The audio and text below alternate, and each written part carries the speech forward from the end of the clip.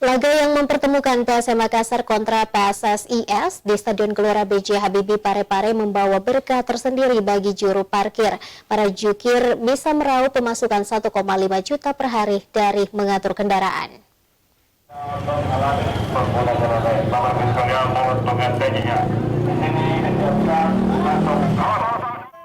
Perekonomian di kota Parepare terus mengalami pertumbuhan semenjak PSM Makassar bermarkas di Stadion Gelora B.J. Habibie.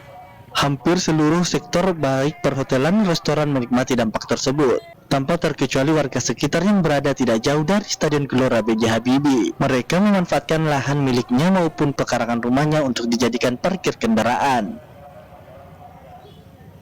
Ialah Lamaming, salah satu warga yang memperoleh keuntungan dengan membuka jasa parkiran. Setidaknya 1,5 juta setiap laga bisa diraih oleh warga yang menjadikan pekarangannya sebagai lahan parkir.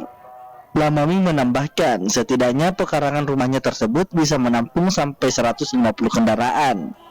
Kalau motor di sini berapa terparkirnya? 10.000. 10.000 dia.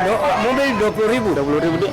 Biasanya dalam setiap pertandingan PSM berapa ratus motor di sini terparkir? Biasa 100, biasa lebih. Biasa 100 di. Ya biasa 100, biasa lebih. Biasa kurang.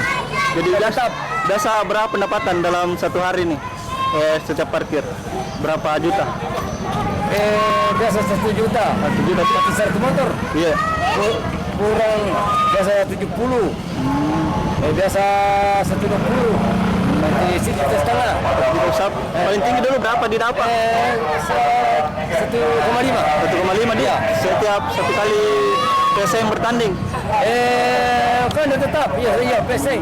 Adapun tarif yang dipatok yakni Rp10.000 untuk roda 2 dan Rp20.000 untuk kendaraan roda 4. Ardija, Hoslebes TV.